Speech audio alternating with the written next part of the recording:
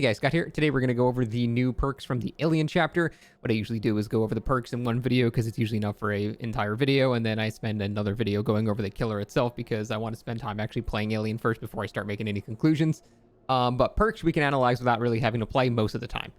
So the first one is probably the most popular in discussion for what I've seen so far. It's Rapid Brutality. You can no longer gain Bloodlust, which is a massive downside. Hitting a survivor with a basic attack gives you 5% haste for 10 seconds. So this one is a bit complicated to kind of analyze because it's not quite so simple, because you have to take into account after you hit a survivor, you're basically spending about 3 seconds wiping your blade and not moving at all. So 5% faster than that basically non-existent movement speed. Basically, you get 7 seconds of 5% haste if you want to look at it like that. But that's not insignificant either. As you can tell from Made for This, even a small percentage based over a certain amount of time can add up pretty quickly, and 5% can be pretty good. However, the downside of you not being able to gain Bloodlust is pretty detrimental on certain maps. I do think for the most part you don't have to rely on Bloodlust at all. However, sometimes you have maps that have a lot of connected windows, like Larry's is a great example. Sometimes you have a map where there's like 7 connected windows, there's no pallet in sight, but the only way to actually reliably hit someone is by getting at least 1 stack of Bloodlust. I'm not saying get the Bloodlust 3 or anything, but sometimes maps screw you over as killer, and having that Bloodlust safety net is something that you kind of have to rely on sometimes. It's not a good thing that that's the case, but that is unfortunately how the game is made. And because of that, having Bloodlust does give you that little bit of safety net in maps that you get very, very bad RNG on. Again, I'm not saying you should be relying on getting Bloodlust 3 around unsafe pallets and things like that to be getting downs. That's not a good idea. I'm just saying that sometimes you need a little bit of an edge because the RNG of the map screws you, and not being able to get that anymore, it's not going to be super common, but it is going to screw with you at certain points, and it's going to feel really bad not having that anymore. So I do think this downside is not something to just look over. That's a pretty significant downside. However, the upside, how good is this? To me, this is basically just like a different version of Save the Best for Last. Save the Best for Last is going to make it so the survivor gains less distance. This perk makes it so you can make that distance up faster. So they basically do the same thing of letting you hit someone twice in a shorter amount of time. But Save the Best for Last doesn't have an inherent downside. It's just something you have to build up, while this perk has a downside, but you don't have to build it up. So that's where the balance is. And it really just seems like it's sort of a, they have the same effect. And I would say when this is going to be very scary is when you combine the two. M1 killers that have Rapid Brutality and Save the Best for Last, you're only going to get like 7 or 8 seconds of distance against them. It's going to be a very short amount of time you have to run to get somewhere else. So if you're in a dead zone or something like that, they'll likely be able to just straight up hit you twice before you can get anywhere. But then at the same time, you're in a dead zone. They had to be building up Save the Best for Last stacks. It's not something that just starts at the start of the match. So overall, I think this perk is actually going to be pretty good, and it has a very similar niche as Save the Best for Last. And combining the two, once you have the max stacks of Save the Best for Last, is going to be honestly terrifying. But it is a little too soon to say. I mean, you can like do the math and like try to see the difference between Save the Best for Last and Rapid Brutality. I think Save the Best for Last is going to save you a little bit more time, but you have to build up to it as well. So I do think these perks have good synergy with each other, and it's going to be a very common thing on chase killers or M1 killers, things like that. But by itself, I think it's honestly balanced by the fact that you can't get Bloodlust anymore, because you get Bloodlust more often than you'd think, I'd say. I really try to not get Bloodlust, but yeah, every once in a while you just get a map that's just laid out with perfectly chained windows and you can't do anything about it.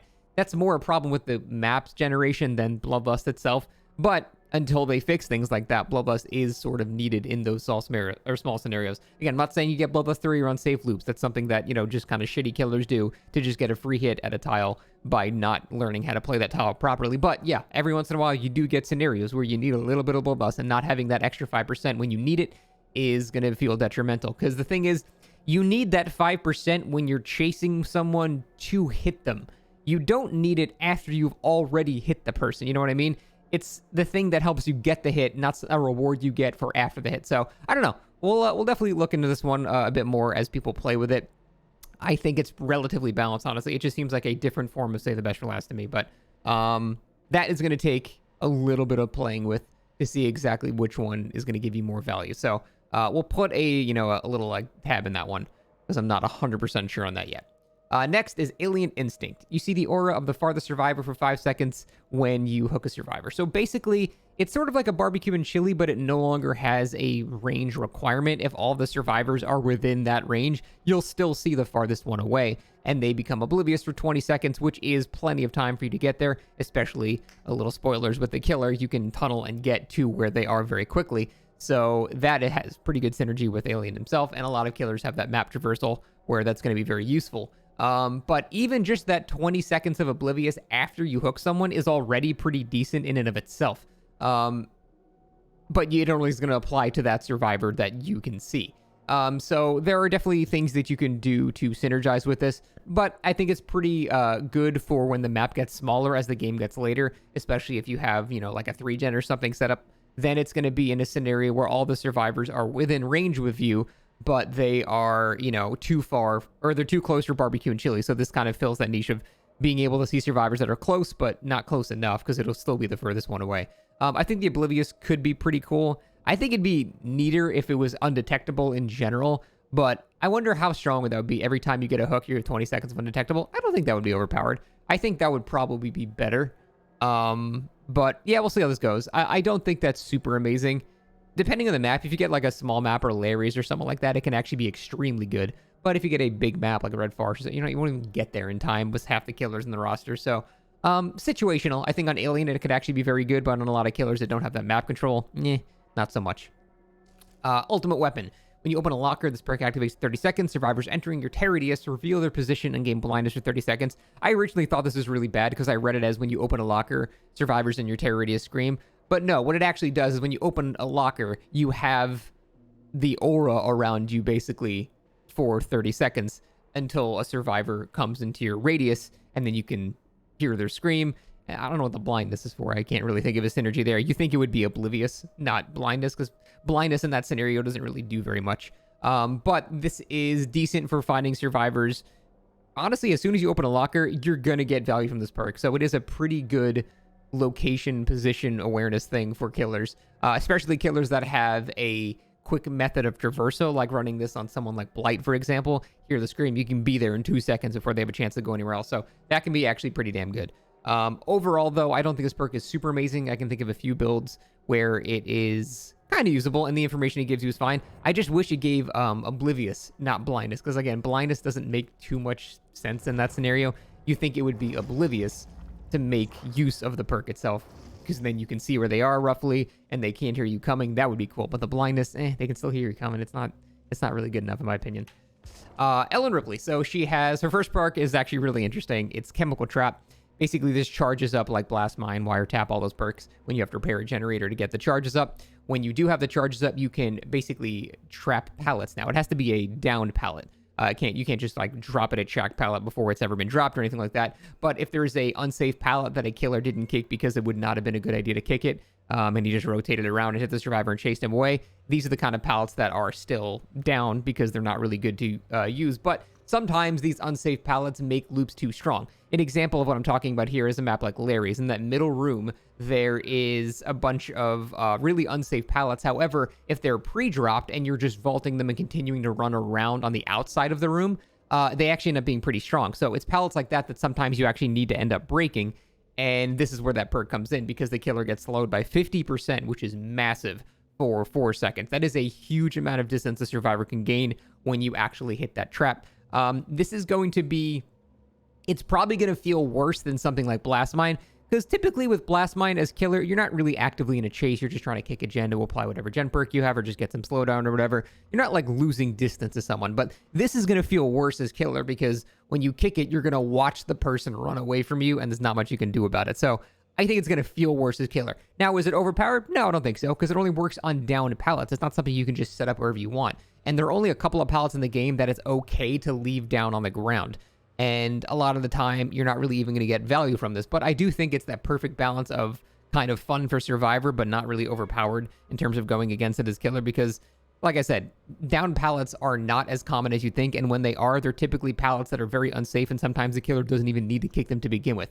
But there are certain pallets that fill this perfect niche of, well, they're not super unsafe, but you still do kind of have to kick them too. And that's where I think this perk will get a lot of value. There's going to be a lot of Pepe losering killers as they kick it and you just run away. So I think that'll be very fun for Survivor. It's going to feel bad as killer, I'm not going to lie, but I don't think it's going to be overpowered or anything like that. It's just going to be, moment to moment, like, oh, okay, that felt like shit, but, move on. Kind of like getting hit with a decisive strike. It's basically the same amount of, like, distance. It's the same sort of feeling. We're like, ugh, but, yeah, I think that's going to be really fun for Survivor. Lightfooted, they finally added this. We've been talking about a perk like this for basically the entire game's life cycle.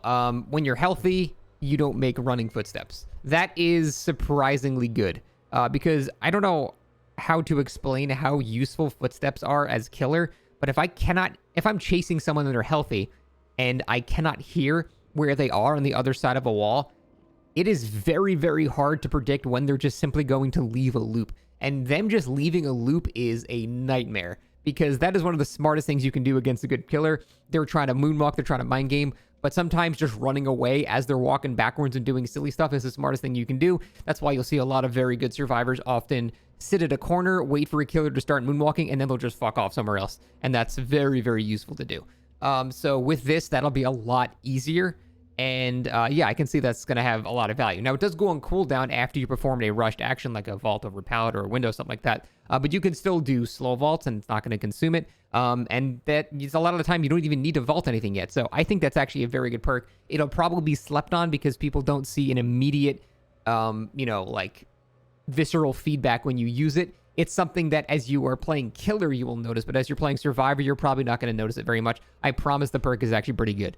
It's very useful for line of sight mind games and stuff like that. Her final perk is Lucky Star. I feel like all the lucky perks involve not leaving blood and stuff like that. All 2 of them. When you hide in a locker, this perk activates. You leave no pools of blood and make no grunts of pain for 10 seconds. When you exit a locker, you see other survivors in the closest generators or in yellow for 10 seconds. Then it goes on cooldown. I think this perk is terrible. Typically, if you're running up to a locker, yeah, you won't leave blood outside of the locker, but there will be blood 3 seconds away from the locker, and then it'll stop. So, I mean, it's still going to be pretty obvious where you've gone. Now, you're not going to make any sound, but if you're following a trail of blood and then the blood just stops in front, like near a locker, I mean, it's going to be pretty obvious what's happening here. So I think Lucky Star is basically useless. They need to rework that entirely. It doesn't really do much. I can't think of anything. I don't even understand the point of the aura reading, too. You see the closest generator aura? It seems like it just slapped something else on top of it, too. I don't know. That perk's terrible. The other 2 are really cool, though. Definitely looking forward to those. Overall, I'd say the perks are pretty damn good for this chapter. There are a couple that are definitely ones to look out for, and then a couple that are cool, and then one is that is just honestly terrible. But yeah, overall, I think they did pretty good with the perks so far. I really can't wait to actually go into a lobby and start playing this guy. From what I've seen aesthetically, I mean, look at that shit. That's just cool. All right, thanks for watching. That's for watching. I'm probably going to be streaming testing him out at the end of this video by the time you're watching it. So come hang out if you want to watch me learn how to play him. But that's it. Thanks for watching.